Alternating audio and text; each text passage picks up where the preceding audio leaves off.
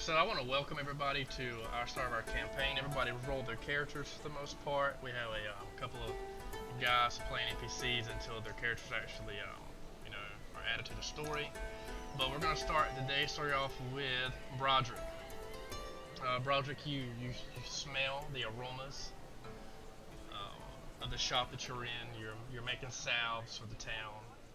You're making potions, things like that for Hannah. Um, it's a lot better than working for your half brother Gorby cleaning up the dump in Sandpoint. In Sandpoint, um, you had one simple chore. Hannah asked you to throw out a black salve, but you just being a unexperienced, I guess, a novice at making potions, you threw out the purple salve instead.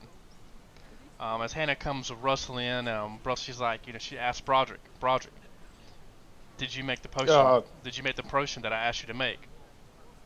We have a lot of sick people in town, son. And she taps you on the shoulder, looking over your shoulder as in expecting something like she just expected to be surprised because she knows you have a lot of talent, but you are a novice at helping her with her shop. But she does enjoy having you in the shop. She kind of thinks of you as a nephew of her own. yeah. Hannah, I'm sorry. I just threw out the wrong stuff. I just realized.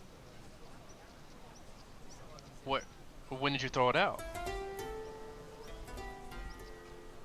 When did I throw it out, DM? I'm asking you. When did you throw it out? Probably was just about an hour ago. She opens the blind, looks up at the sun. Hannah being an elf, she has this innate ability. She's very procure of her surroundings and senses. She says, "I wonder if Gorvy's already took the trash out."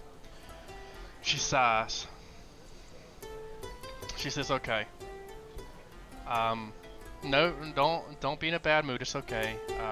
What I need from you, I need you to go down to Junker's Way and to see if you can find the salve. I know the vial is small, but if Gorby just threw it out over Junker's Way, you might be able to find it before the rest of the town's trash is collected. It usually starts on our end anyway, so hopefully we've lucked out. So, on your way." And she hands you a potion of your own. She says, "Take this in case you get scruffed up or if there's any sharp metals or whatnot." Thank you. Yeah, I'll retrieve that real quick. Cool, cool. So, what would you do as a preteen, or you're orc? Even though you're becoming more of a, with your body more of the adult of orc. Your mind. You would have friends that you go out and do adventures with, and get into trouble, knock over trash cans, or you know, peek into the brothel in town. Things that normal kids do. You're going to Jerker's Way.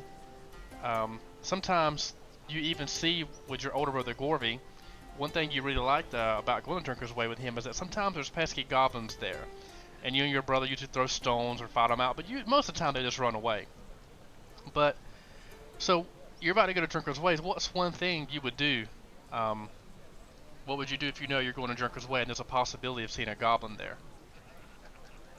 I would actually probably go try to find one of my friends. I'm not too worried about the goblins as much as I am about the potion right now Mm-hmm. because I'm kind of perceptive, but not really.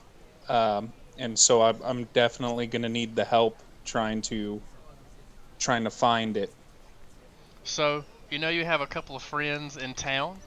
Um, well, just give me a knowledge local check. It don't have to be. It doesn't matter. You can roll a one. You'll get a one. Um, a nine. That's fine. So with a nine, let's zoom on over here to our map of Sandpoint. There's some things blocked out because we're doing a little prequel um, jump here. You are at Hannah's. You're at 45 right now. Like I said, Hannah told you that Gorby likes to start the dock, and he just goes and makes his way around the town.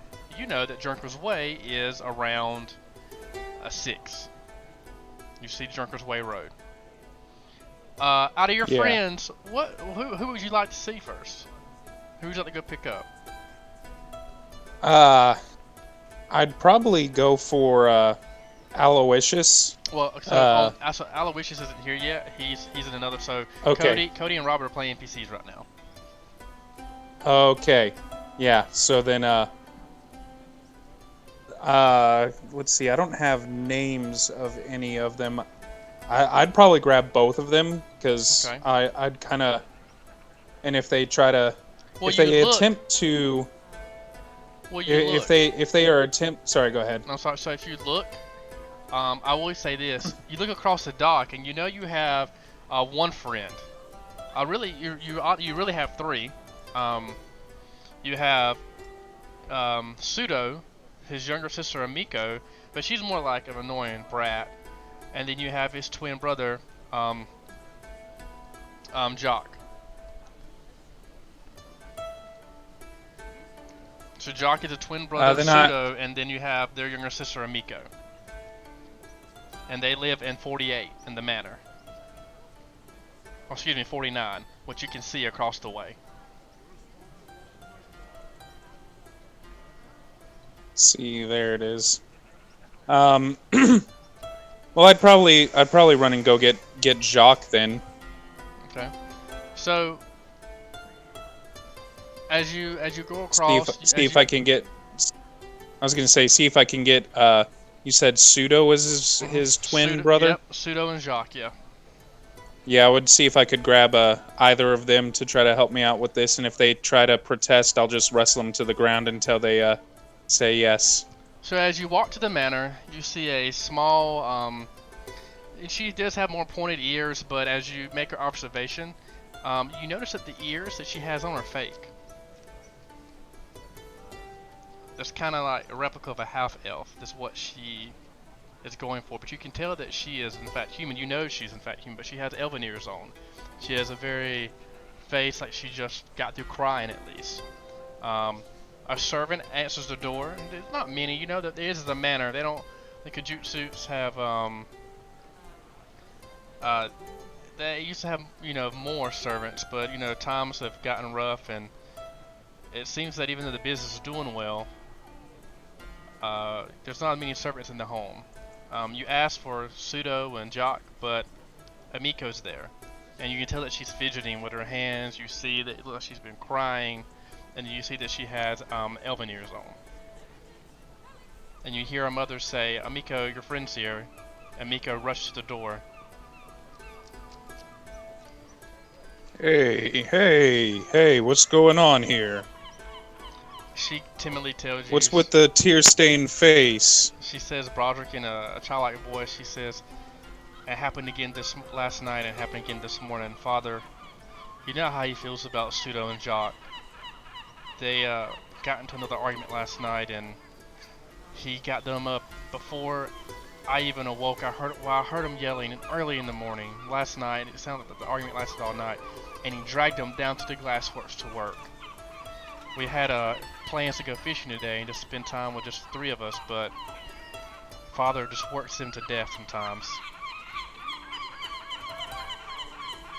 Well, you don't need to worry about them. Both your brothers can handle themselves. I know it seems tough and difficult, but it'll be okay.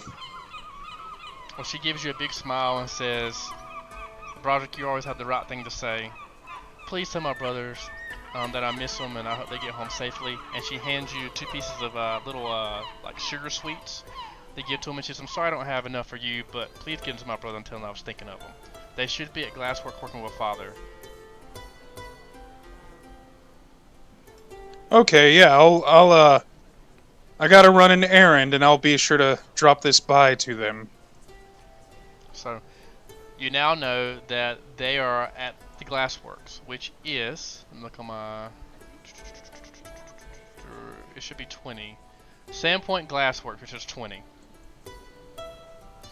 So, I'll just say you walk to the Glassworks. As you walk in, there's a nice young lady at the front there. You recognize her. She says, "What can I do you for, dear? Does Hannah need any new vials made for the shop?" Oh yeah, not today. I'm actually here to see a couple friends. Just She, check in on them. she says, "Oh, you must be looking for Pseudo and Jacques." She says, "Yes, they're working very busily in the back, but you know I'm not supposed to let kids in." But she ushers you toward this way and pulls a curtain, and you see Pseudo and Jacques sweating profusely, blowing glass. They're like right by the fire. If they were to trip, they would pretty much be inside the furnaces of the glasswork. Robert, you're playing Pseudo, and Fabi's playing Jacques. So at that time, Pseudo and Jacques, you look to your left. Pseudo, you look to your left. Fabi, look to your right, and you see a familiar face, Broderick, there standing in the doorway. Oh, what are you doing? Oh, I kind of need your guys' help. I'm kind of made a mistake.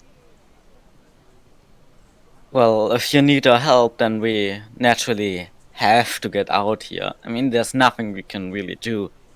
We just have to help you. I was gonna say, I think it's isn't it time for your guys' lunch break? Wink, wink. So I don't.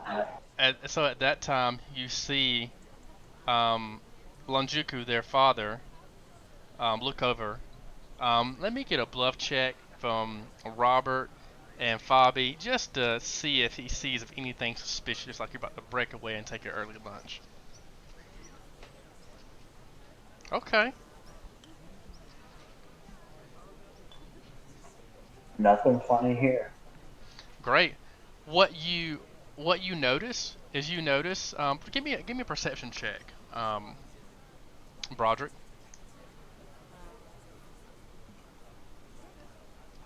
All right.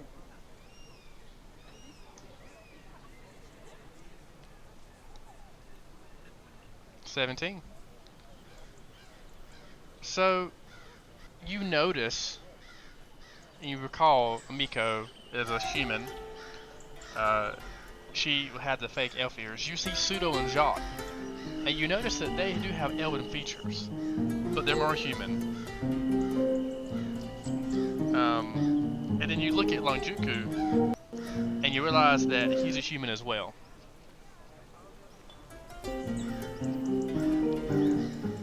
At that time, Longjuku looks over, and with the awesome bluff checks that you guys have made, you've even actually bought time. You finish your work quickly. As he looks over, he goes downstairs in some type of passageway, and at that moment, you three take off, giggling out the door. You have one more person to go get. Amiko, she is just too young for this, for this task to go to Junker's Way. But you have one person to get, which is Noalia. Her and her brother are at the church, which is one on the list. As you head that way, you see a kind of commotion in town. You hear the voices get louder as you see a farmer there with Father Tobin, Alkalite Xantus, which you know who that is. You see Shaylu, who is more like a mercenary group of Sandpoint. She doesn't really belong to Sandpoint. She just kind of lives on the outskirts. And you see like her ragtag group of adventurers. One's a dwarf, wielding her great sword. You see a gnome with vials and potions, kind of flickering him with his hands. And they're sitting there with Chef Arvington. You notice that he has his deputy there. His name is Baylor. Baylor, Sheriff, like a deputy Baylor. He's young, a little bit older than you guys, but you can tell that he's from Shotu. I believe this is pronounced Shotian or Shoatun, descent. He has a brownie in the skin. And you see this guy sweating profusely.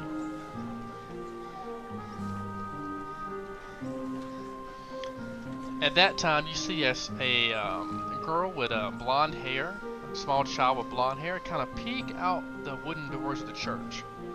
And you wave over to her, and you say, you usher her to get to you guys. There's a makeshift fruit stand there, so Cody's going to play Nawali for a short time. Nawali tells you that her brother is copying scriptures and tenets of Desna, and that he can't make it right now. Or that Father Tobin will put him on restriction because Father Tobin is very strict. So I showed you guys a picture. You see this guy who's drunk. He smells of alcohol. You guys are around 10 feet away from him, 10 to 15 feet away from him.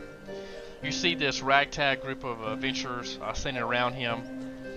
He's yelling that a creature are taking up his sheep from the farmlands about a mile outside of Sandpoint. Let me show y'all this map. I'm not gonna show you the map yet, it doesn't matter. The chef, they're like, you see towns members, it's a small town, so they're very curious of what's going on. And then as you see the hustle and bustle, you see groups and a crowd forms. They see Farmer Grump, and they said, oh, that drunk's probably just telling one of his stories again about how people are coming out of the river and things are attacking us, and they just kind of dismiss him. The sheriff tells the farmer, quiet down, we don't want any more of your drunken tales. And you hear Farmer Grump say, no, he says, well, no, I promise you, it's like the big thing came and attacked our farm, and we had 10 cows last night, and now we have 9 now. It's been happening to sheep too. And he pulls out this claw, this black claw. He says, this is proof. You hear the adventurers begin to talk amongst themselves when you see the sheriff catch wind of your group. Father Tobin says there, and he looks sternly at Nawalia, and he points to the group, and he like shoos you away and says, this is grown folk talk. Go about your business and play like children. And Cody, you're now in the party. Okay. So you know. And I'll let you take it from here, Broderick. Man, guys, see that? You saw those adventurers, right? As we're kind of heading our way towards Junker's Way.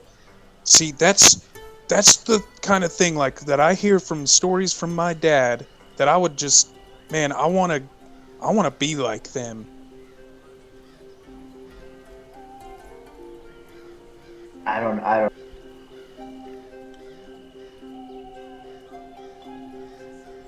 I can't hear what you say, Robert. I said I don't know, guys. Do you even think he was telling the truth?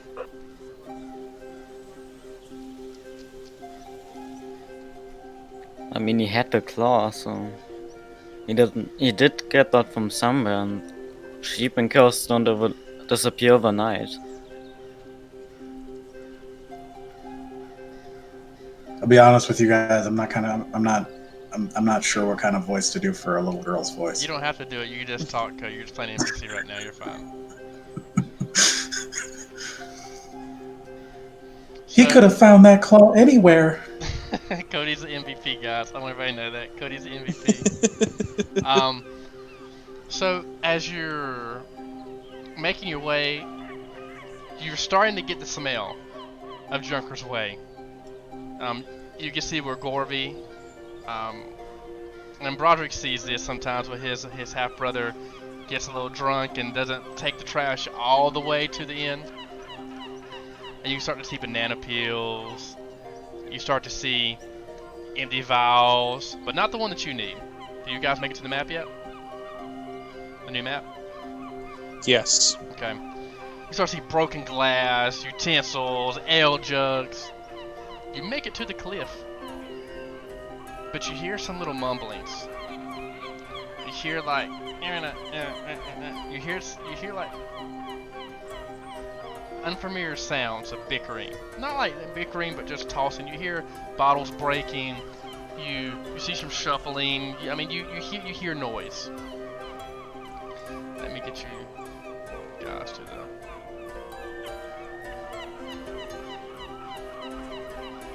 Can you move that, Cody? Yeah. Okay. There's Pseudo. Here's Broderick.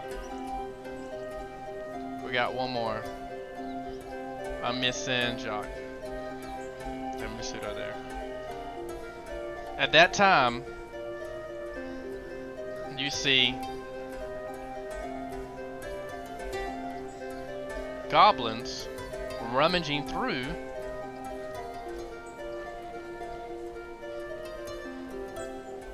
the trash. Let's see if I click on this one. Which one of you is the biggest? You see goblins rummaging through the trash. They have like makeshift swords and daggers. Make a perception check for me.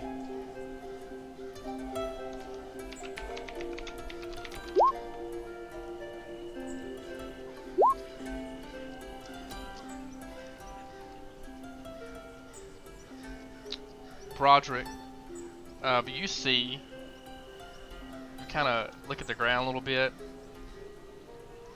You grab, looks like an old steak knife. Looks like an old steak knife from a tavern. Okay. Jock, you see a couple of bits of broken bottles you pick up. At that time, as the goblins are rummaging through the trash, you see a goblin pick up something, and his back is turned to you, if you can see on the screen. His back is turned, and you see him try to smell. And then as he turns, and he opens it, you see the salve, Broderick. At that moment, you see him take the salve and put it in his pack. And he continues to rummage the trash.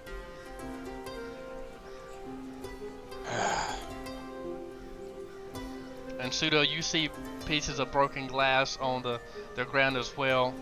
You see like 5 or 10 big shards of glass that look like you could be thrown. So you pick a couple of those up as well. So you guys let me know. They're moving around a little bit. They don't see you yet. They're moving around. They're kind of...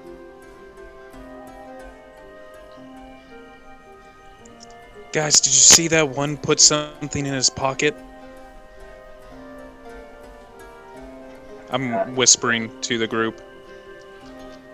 Sure, but do we need that? I mean, are we gonna fight him or something? I'm really not sure about this. They don't You seem should just go home. I don't want to Yeah. be here. This looks dangerous.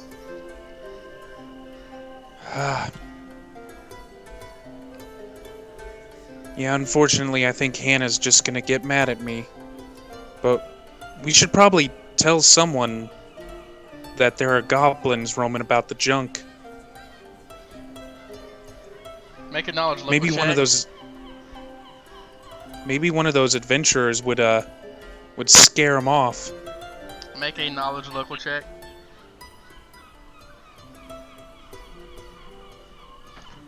Pseudo kind of piffs and tells you it's common knowledge that the goblins come and plunder through Junker's Way. as long as they don't come up into the town. I think they're no big concern. I got an idea, guys. Can you follow me on this? I mean, sure. I guess. Alright. What are you gonna do? I'm gonna kind of step out a little bit. We'll go to like here.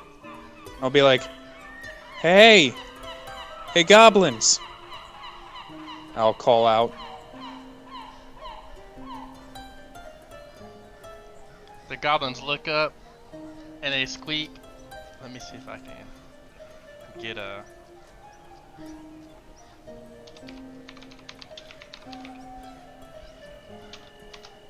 who's on watch together?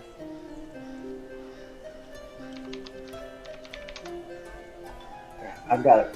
No, it's fine. You don't have to be. I'm gonna let's go to Sirenscape.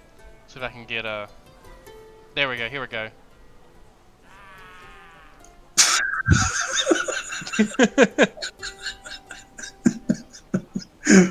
I love it. That's an intimidating goblin right there. He looks at you and grabs his junk and puts it closer to his body.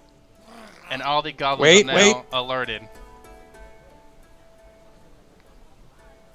Hey, I don't mean any trouble. Can you understand me? I say in common. The goblin replies, "Me stand, me trash, me treasures." Yeah, but I saw you grab something that I was looking for, and I would like to propose a trade. Me trash, me fine, me me's. But wouldn't you like, and I'll take out the 2 pieces of candy. I've got candy here that I would like to trade you for that vial you put in your pocket. He looks very interested. He say,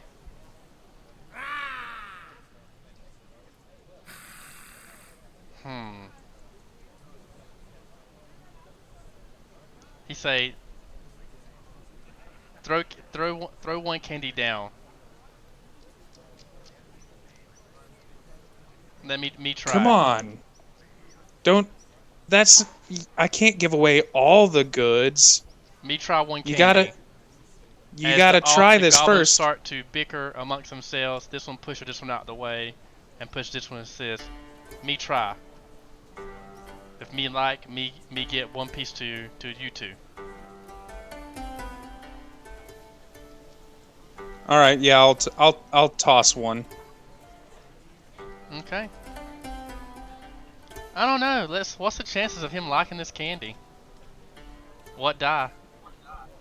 What you think, Bobby? I imagine it'd be relatively high. I think it's highly likely. Let's see. So up to 85 he likes it. If it's 86 or higher, he doesn't like it. How about that? There. Sure. Wow. He picks his candy up, eats it, and spits it out. He says, "Me not like. That's nasty." You didn't even give a chance for them to try it. He throws his short sword at you. He does what? He throws his short sword at you, trying to bring you pain.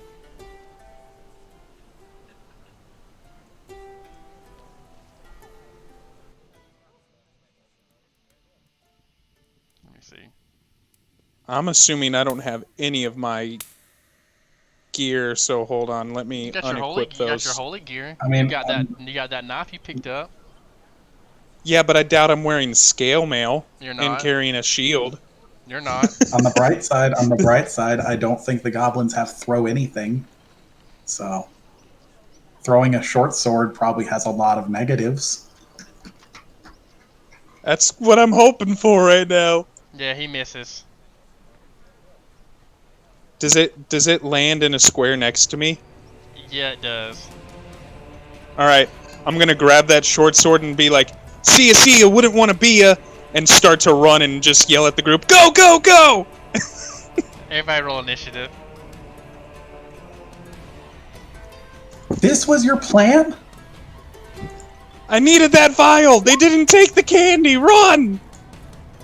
Okay, Pseudo, then Broderick. What's going on with you, Cody? Okay, then Cody, and then Jacques. Pseudo, remember you picked up the pieces of glass, so I'm going to count them as shuriken. So you can still floor your blows with your shuriken if you want to attack this goblin. Yeah, I remember.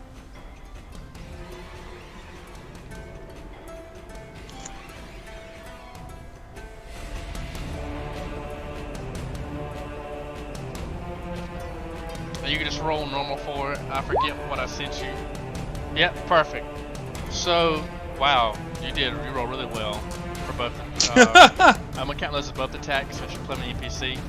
So you see Pseudo grab 2 broken pieces of long thin glass And he just takes them and he just throws them off the cliff into this goblin, dealing damage to it. Let me see this goblin.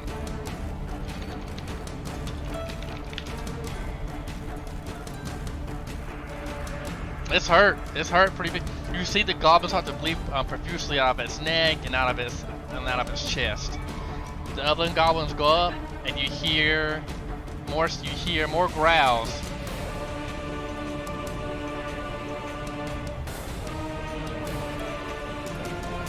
Did you get what you need? Nope, run! Run! So where are you running to? So you can still move. No, you can't move because you did the flurry. This goblin starts to move up. This one moves up. This one already had its turn. Okay, now it is Broderick's turn. Alright, so it's just going to be full move. Come on, guys, let's get out! And just running away, getting back into the town, because hopefully they won't give chase. But what if they follow us into town? Someone could get hurt. And it'd be our fault. We're gonna get hurt. Let's go. I mean, they are pretty weak. I mean, you see Jacques. Jacques looks at the damage that Pseudo made, and he sees that this goblin is pretty hurt from that one attack from his brother.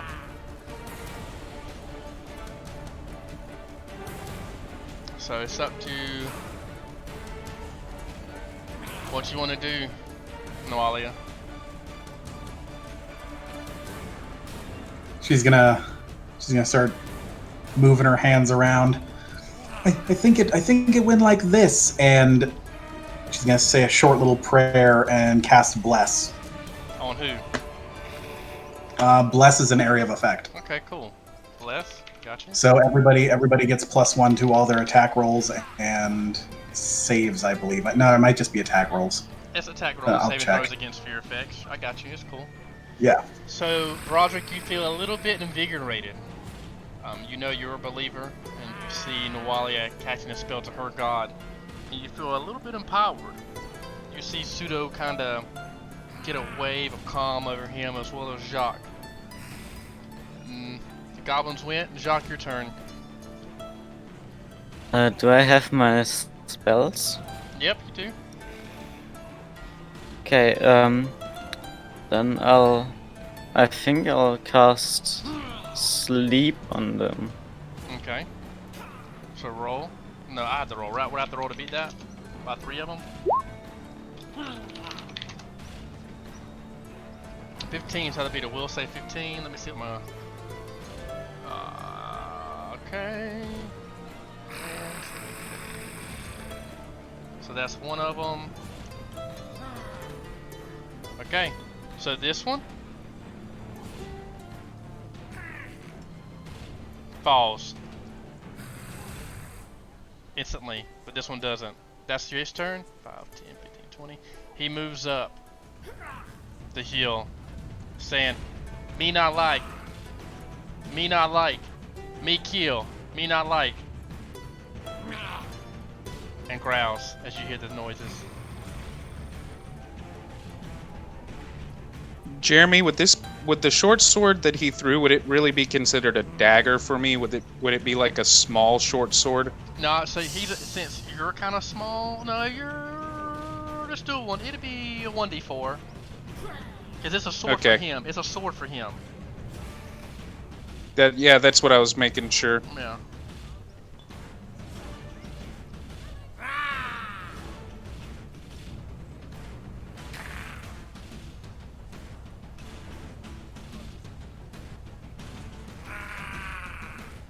So it's your turn, Broderick. Okay. Well, I'm sorry. No, it's not my turn. I'm so sorry. Pseudo's turn. Pseudo, your turn. I'm gonna throw some more glass at the approaching goblin. Okay.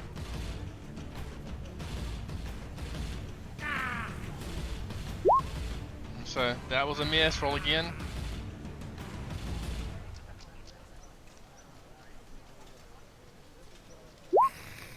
So you see Pseudo throw 2 more pieces of glass, but this time his throws, his leg kind of shakes as he is walking on the uneven ground of the cliff, and as he throws, his balance is off, and he misses both attempts. Broderick, you see this goblin growling as he tries to rush you with his claws and his little bitty fangs that resembles teeth of a small baby shark. No do to do. All right, so because I think all of my chat stuff disconnected for a little bit. Do I have any of my class features as a cleric? What you mean? Am I considered a level 1 cleric Yes, at this moment? You are prodigy children. Okay, so in that case, I'm going to run up. I'm going to use one of my instances of destructive smite to give myself a +1 to damage. Okay. Let me see here. And I'm going to attack it with the short sword that I grabbed. Okay. Oh, you see this orc. You see your orc companion who stands a little bit taller than you. It seems like he's more muscular, at least with his development, more mature, at least his body image. He rushes and you hear "Roar! Not my town!" as he takes his short sword and stabs the little goblin in his mouth. And he humps over, and you hear a thud as he falls over the cliff. Did you guys see that? Guys, they're gonna wake up. We gotta do something. They're gonna wake up. This one was the one that put it in his. Yeah, in his pocket. Mm-hmm. So what's Get what you Broderick need, gonna let's do? go. Broderick, a little bit of your orc background comes out in you. You see the 2 orcs laying helplessly on the ground, dagger in tow. You see your first body, your first conquest stands before you.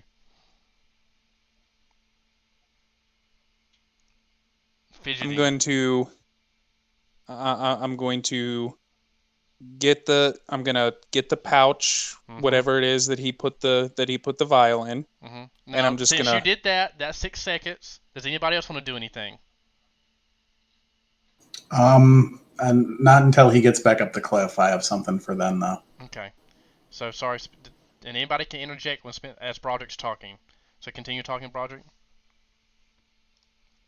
Oh, I'm not talking. Like you see as Broderick is he's not quite running, but he's also not. It's like a power walk as he's moving back up, just moving fast, and he is visibly shaking.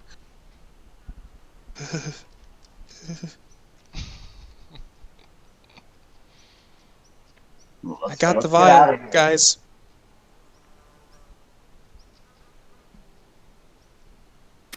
Let's get out of here before they wake up. Yeah, let's go. At that moment, let me go back up here, show you the players.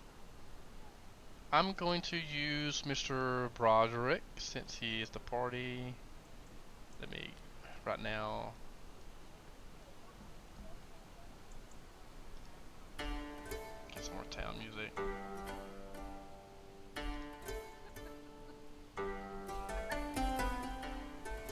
And it's like nothing ever happened. Can I make one note before we left? Yeah, I'm sorry. She's gonna look over the cliff, and anybody listening carefully, she's just gonna whisper, "I'm sorry," and she's going to use one of her channel energies to heal everyone, including the goblins. Okay. Okay. As you walk up, you hear laughing. And it's like nothing ever happened. In this small town of Sandpoint, a group of friends went down to the Junkers Beach. And Broderick took his first life, which, at Sandpoint, goblins are less than animals because of the Great Skirmish of Sandpoint about 15 years ago, where a group of goblins and bugbears came from the Devil's Platter and attacked the town. So, does Broderick look at this as a kill, or as one of the times he's been hunting with his brother for boars in the wood, near Tickwood? But nevertheless, Broderick has a vial in hand. So what would you like to do now, Broderick and group? Well, I'm gonna take that last piece of candy, and I'm just gonna eat it because I feel like I kind of deserve it now. And then, well, that's what I was needing your guys's your help with, was getting this vial back.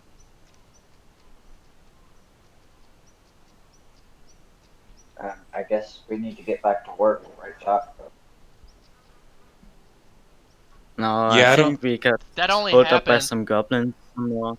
That only so by the way, that only took literally like 5 minutes. You still have an hour, you know, in your lunch break. In your lunch break. Okay.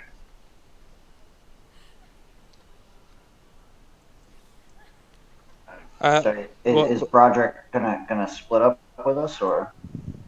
Yeah, I probably gotta get this back to Hannah. She said there are a lot of sick people. Which you do notice that. You notice a lot of coughing in the city. People are like in good moods for the most part, but you see a lot of like sniffing, which is odd for this time of year. I mean, it's not particularly odd. It's summer. It has gotten cooler, but it's even though it gets hot, you know, it never gets up anywhere below like or above 80 degrees Fahrenheit, because the water around Sandpoint is frigid cold. So think of like the Pacific, to where even though if it's 100 degrees outside, the water is just so frigid that when the wind blows off the water into the city, it gives a really nice soothing and cooling mist, which is, you know, which really keeps the temperature regulated. So there's that going on, but it's still, you know, in the summer months. So for the sneezing and coughing is really quite odd. But nevertheless, Broderick makes his way. Nolly, you gonna go with Broderick, I take it, as well? Yeah. Or are you gonna, what are Pseudo and Jock doing? They're going back to work, or are they? If we still have an hour, I might go to the tavern or somewhere. Not a tavern because we're young, but somewhere to get lunch. Okay. Yeah, as you go to the tavern, oh, you're a little too young here, eh, lad? Yeah, I'll go to the hot dog cart down the road. And it pushes you more out of the way. As you walk with Broderick to Hannah's, you make your way to the marketplace. You hear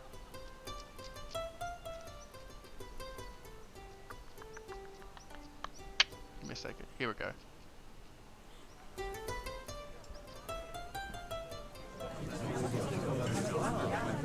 You hear there's a lot of rustling amongst the town folk. Can I get a perception check? And anybody can do this perception check. Also, guys, I play very inactive Fabi. You and Robert may not be used to that, just because of Spencer and Cody knows to interject, but I just kind of do like a running game, if that makes sense. If you want to do something, you guys just let me know and talk with me about it, okay? And I always will message you on Discord as well if you have any questions, okay? Okay. Jacques, you pick up from the murmurings, who Broderick doesn't really get too much from it. It just sounds like the busy marketplace. But Jacques, I'm gonna give you this message. You can kind of give it to what you want to do in the party.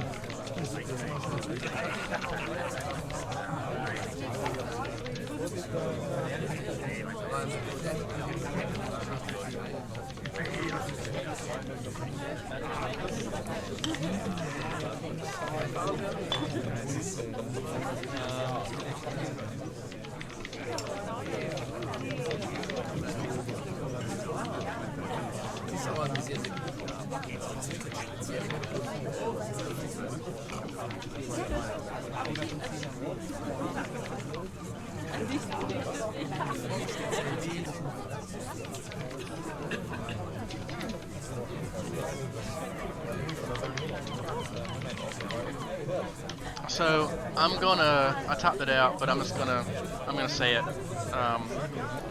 So Jock, you hear from one of the towns members that there actually might be some type of creature attacking the farmlands.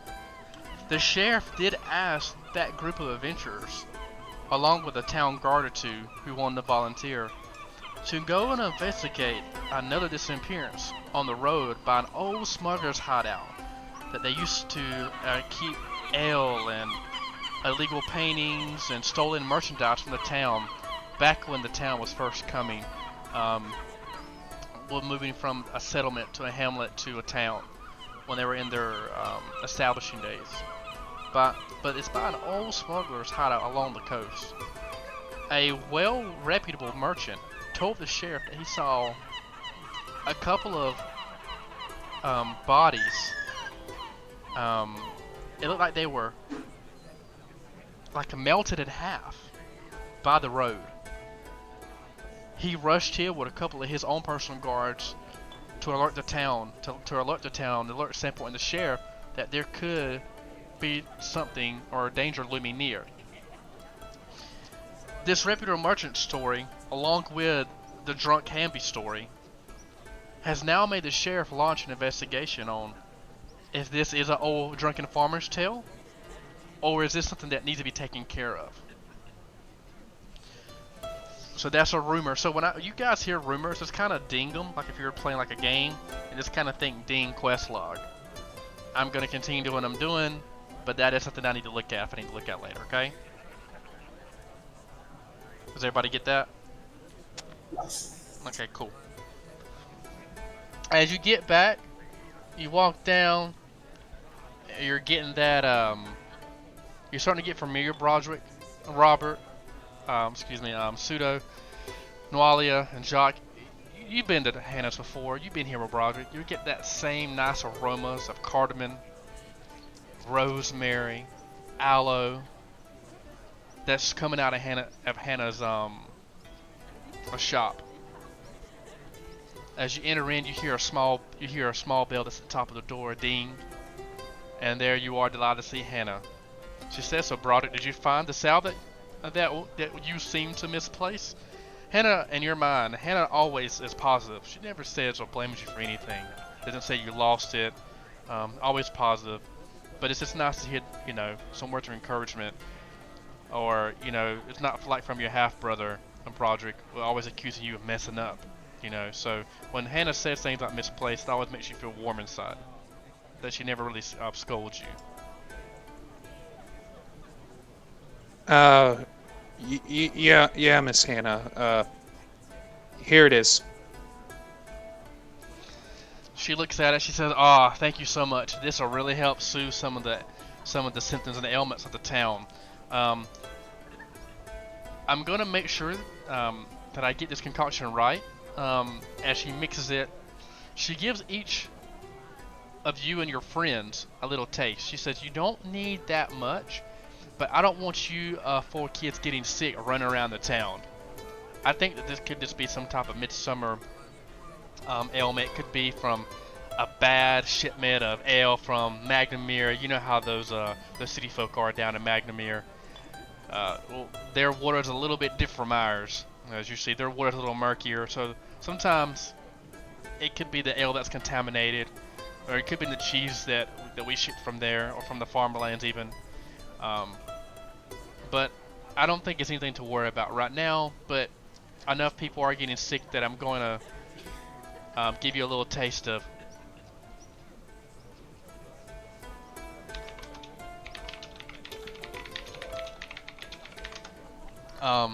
Give you a little taste of this medical, I guess, this potion. So she gives you each a vial, which you happily drink up. It doesn't have the best taste, but it doesn't have the worst taste. It's just really bitter. So she says, Broderick, I see your friends here. I know that I asked you to help me today, but I know you don't get a chance to really hang out with all your friends together. So you go enjoy the rest of your day off, and just whenever you get time, come back to me, and I'll teach you how to actually craft a proper healing potion. Okay, Miss Hannah. Thank you. So, as the adventure set out, I'm gonna put you in the street, and I'll let you 4 talk amongst yourselves.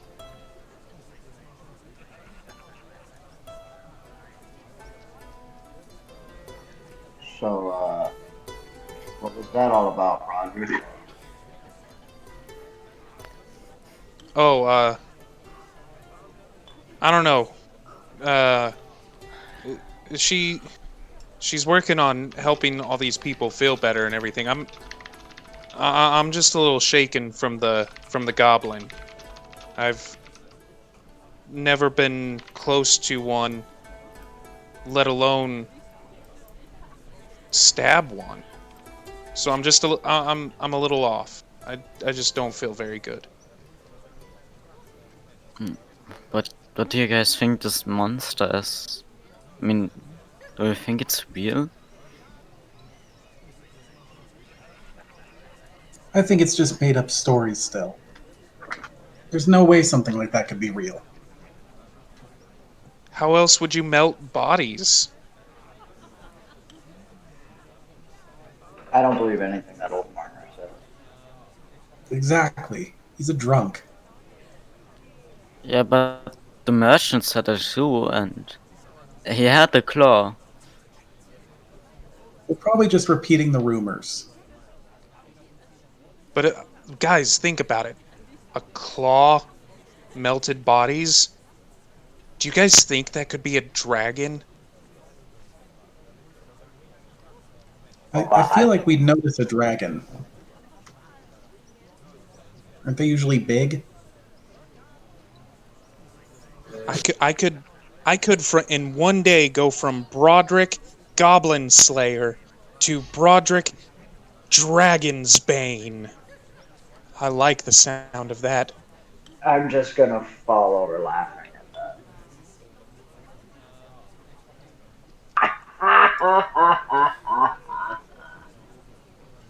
Hey, it could happen.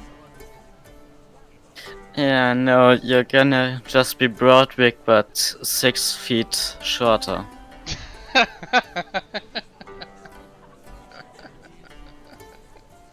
That's actually funny. Just real quietly, she'll scoot up to you. I think you could do it. I think you can do anything.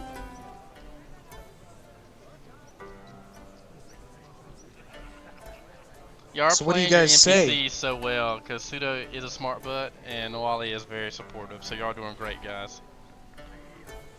So then what do you guys say? What if... I got an idea. What if tonight we all, sneak out, head down to Farmer Gump's place, and let's see whether or not this creature's real. Let's go to the melting monster. Sounds like a great idea.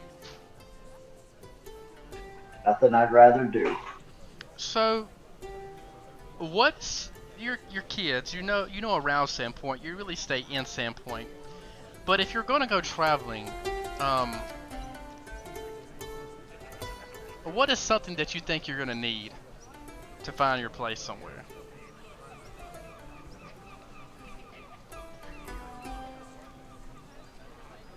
What are you gonna need to find to find the farmer's house or the old bandit cave or, you know, by the road? What do you think you're gonna need? Oh, I just kind of figured the farmer's land was just outside. Mm-mm. I didn't think it'd be I didn't think it'd be that far. I assumed it was these buildings, like right over here. Mm-mm. I mean, I guess we'd either just need directions or a map. Okay. So make me a knowledge local check. Do not have knowledge local, so I cannot do that. Your bard should have it, right? Yeah, I have knowledge local.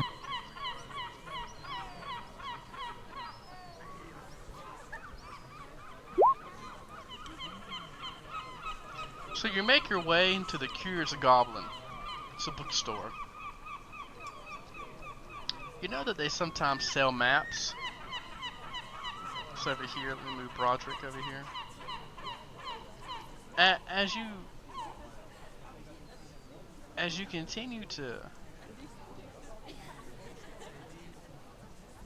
walk, you see as you're walking past, you're here at Hannah's. You kind of take this route.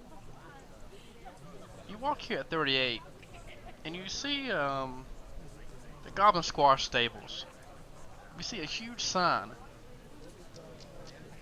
out front that says 1 gold for every pair of goblin ears you bring back to us. If you kill them, we'll pay. You continue to walk.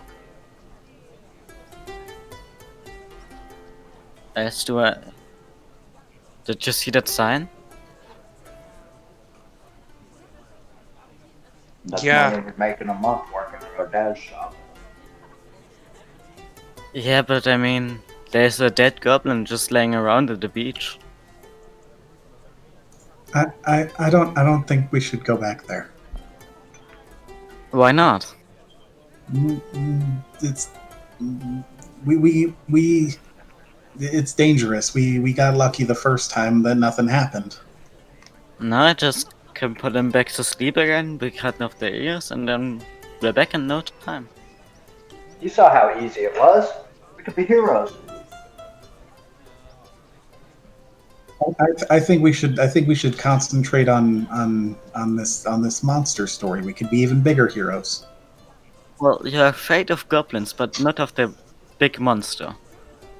I don't think the big monster is real. We're investigating. It's different. Fine, Scooby-Doo. Let's investigate. I mean, in all fairness, nobody made the perception check to find out that she healed the I know. quote-unquote dead goblin. I know. It's good roleplay. So you make it to the Curious Goblin. You walk in and you're greeted. And excuse me for the not having him pulled up yet.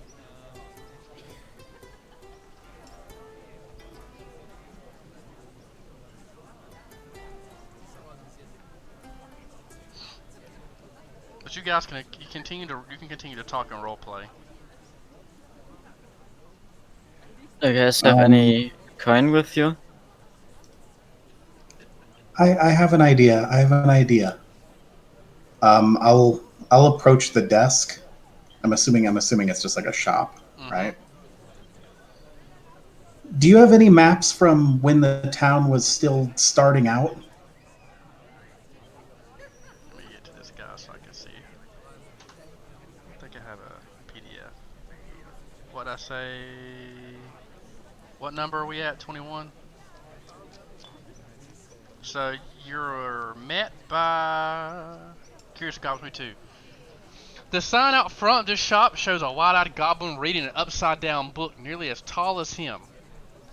Inside the bookshop, you meet Chas Howden. He's an older man. You think around 60, but surprisingly, he's very spry. He's always, making sure the books are dusted for bookworms and things like that. He loves knowledge. He loves information. You know that he can be seen at a local tavern writing down adventurers' feats, their stories. He loves stories. He loves information. And he'll sometimes even buy him an ale or two. And you also know that he likes to talk about religion and philosophies with the various religious leaders in the town. Okay, I'll admit that changes my question. That changes what I'm going to ask him then. Well, that's why I have to give you what I've got for my NPCs. I'm Sorry. sorry. No, it's okay. I'm sorry. I'm trying to, man.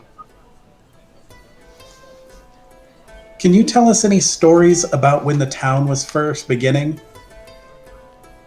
Any tales of adventure? Not for me perhaps, but you should know this. You should know this, young lad. Hasn't Father Tobin taught you about the history of Sandpoint?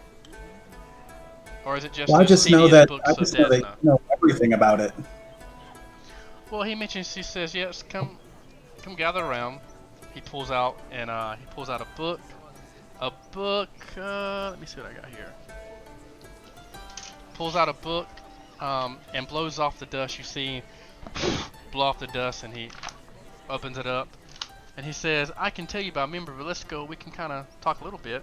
He opens the book up and starts to read. He says, yes, Sandpoint was nothing but a tribe of Orisians, a Chatoan. The tribes here was nothing more than just hunter-gatherers. 4 families from Magnamir came up. The Kajutsus, the Valdemars, the Dervins, the Scarneti. The Valdemars being fishermen, but there's always rumors that they did a little monster hunting on the side.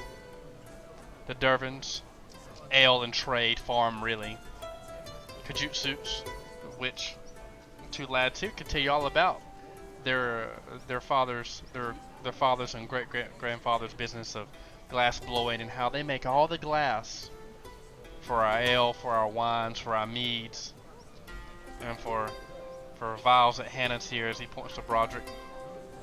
And then the Scarneti, which own the timber business here in town. There was a lot of bloodshed in the beginning, but once there was bloodshed, the Chatoans actually were fighting with the local goblin tribes over 100 years ago when the town was formed.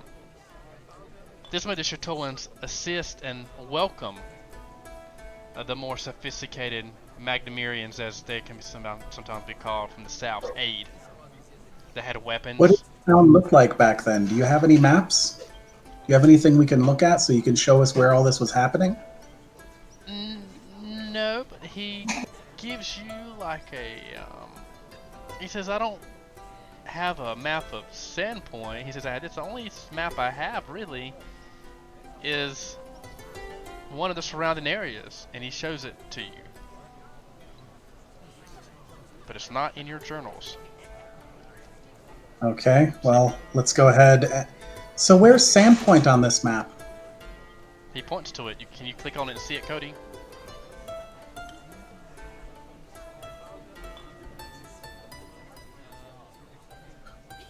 I can see it. It's just hard. It's hard to read the words a little bit. Oh, perfect, because it's in handwriting. Okay, so from there, I'm just going to take some mental notes of where Sandpoint is and where the connecting roads lead to, just for some personal knowledge. For Columboing possibilities? Yes. So, there's the Sandpoint You see Raven's Roost. You see Tickwood, which you know where Tickwood's at, Broderick. That's where you and your brother hunt sometimes. Okay. Mosswood as well. You hunt there. You stay away from Nettlewood. There's a lot of goblins. You stay away from Devil's Platter. Goblins there. You stay away from Brinestark Marsh. Goblin tribes there. You stay away from Egan's Wood. You hear tales of a very small goblin tribe that even the other goblin tribes fear because they're cannibals. Whisperwood, the farmlands. But you make a mental note. And he has the map out still, and he's like, why don't you want to see this map? Have a good night. I just wanted to get a better idea of where all this was happening. I thought it might help the story. Okay. He We're says, visual learners. he says that once the dust settled, the Shintoans and the Divisians really, and the Magnamirians kind of made like a very light pact that still had bloodshed, but the goblins were gone. The goblins saw the bloodshed that between the Magnamirians and Shintoans, came in and attacked, and oddly enough is that it actually made the bond between the Magnamirians and Shintoans stronger, to where now we have Sandpoint. The Magnamirians brought in brick from Corsica to build the northern wall, which you see here on the map, because he's actually showing you a map of Sandpoint, which is what you're here as. Towards the Lost Coast Road.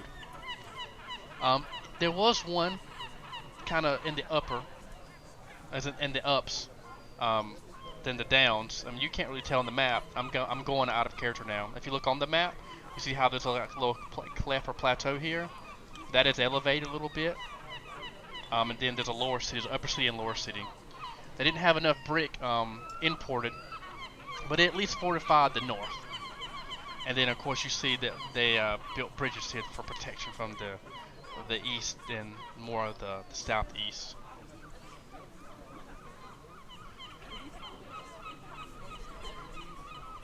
And that's really the small history of Sandpoint.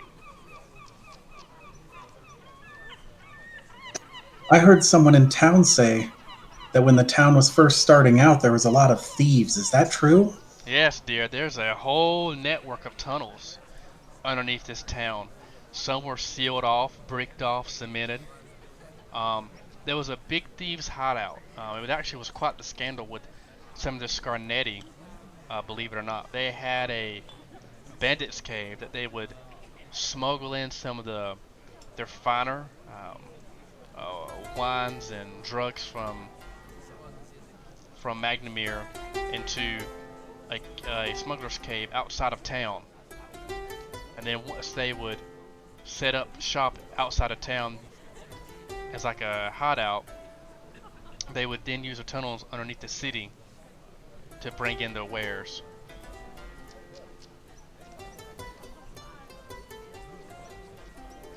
How far outside the town was it? It couldn't have been that far. How did they not notice? Well, And she's gonna lean over the map like she's trying to find it. Can you still see the map? Not the little one anymore. Okay. No, I can't either. Good. So can you see it now? Yeah, thanks. So as you see, he says, yeah, it was by an old abandoned fort too. It was. Some say that the fort used the tunnels as a place to keep prisoners and to keep the dead. The fort was Raven Roost. If I'm not badly mistaken, the Smuggler's Bandit was by Raven's Roost as well. But I've never been there, just heard tales.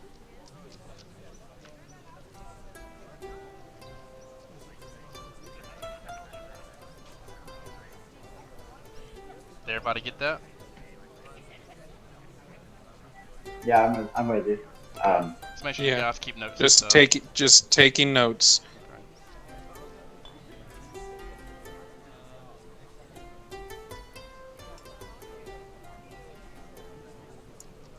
We'll have to make sure to come back and get more of these stories from you. This one was interesting. You sure seem to know a lot about the town. Well, that's my. He says that's my job here as the as a bookkeeper librarian here. I keep history as much as I can about the town, its inhabitants, and I'm an vivacious reader. So I enjoy talking and swapping stories.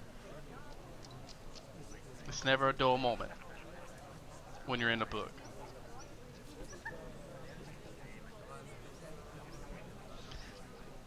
So at that, he asks if there's anything else that he can help you with before he continues to clean up and reorganize his books. It's going to be an all day and possibly go into the wee hours of morning affair. I don't want to bore you kids with such a tedious task.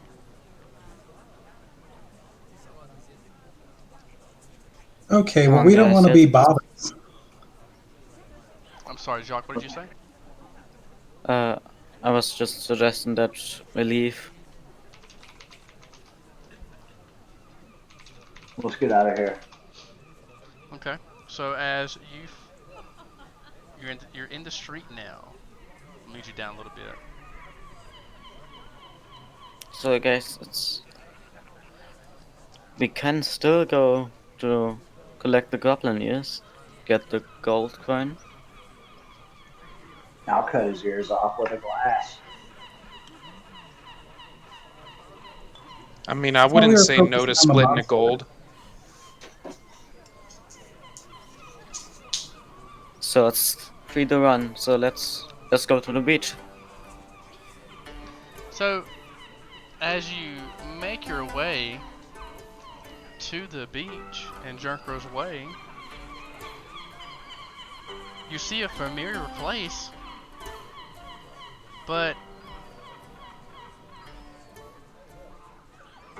you don't see a dead goblin anymore. I bet they carried him off once they woke up. That's too bad. Wasted too much time talking to that old man. Hey, we got the information we needed for tonight, didn't we? At least some of it. Yeah, maybe we meet some other goblins on the way.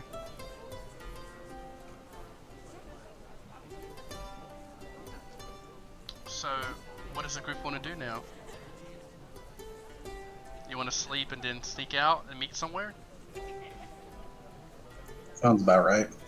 Okay. Yeah, our lunch break is over, right? That's fair. Yeah. So, I'll say that Pseudo and Jacques goes back to work. Broderick goes back to Hannah. Noali goes back to the temple. What time do you want to meet up? And where do you want to meet up in town?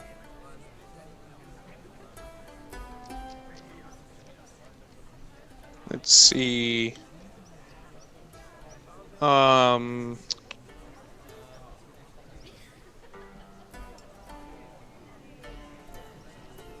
Taking a look between the map and since Hannah's is down here, that's not terribly far from this road that leads kind of towards the farmlands. So we could just meet here at Hannah's. I don't know exactly how they tell time, but like 10 o'clock. So like 3 hours after the sun goes down. Cool. And this is so it'll be 9. This is on the equator of Glorian, I believe. So you have think like Ecuador, South America. You have 12 hours of sunlight, 12 hours of night. Okay, so like 9. 9 o'clock at night. Mhm. Okay. So it's dark. Now, I'm sorry, would that be late enough that no one will notice a bunch of kids out walking the street? I mean, I don't know. I'm just here, Robert. This is your world, son. I'm just directing you through it. No. Can I prepare a different first level? Can I prepare a different spell? Yeah, I'll say since you're a kid and you slept half the day, that you get all your spells come back. I just want to trade one of my 0 level spells out for That's light. fine. Do whatever you want to. Do we know if guards are stationed during the night? Say that one more time. Do we know if guards are stationed during the night? Of guards. Yeah, there's a garrison, but no, surprisingly not. There's not guards stationed. Since the last war of the goblins, there hasn't been many goblin attacks. The goblin attacks are usually on the north side of the city, which are here. Okay, I gotta step out for like 5 minutes. The dog won't leave me alone. That's fine. We can break if you guys want to. I just need like 5 minutes to walk the dog. Okay, that's fine. So we'll take a break and then I'll start the stream back up. Don't even forget to start the stream back up, okay? Okay. All right, you guys want to meet at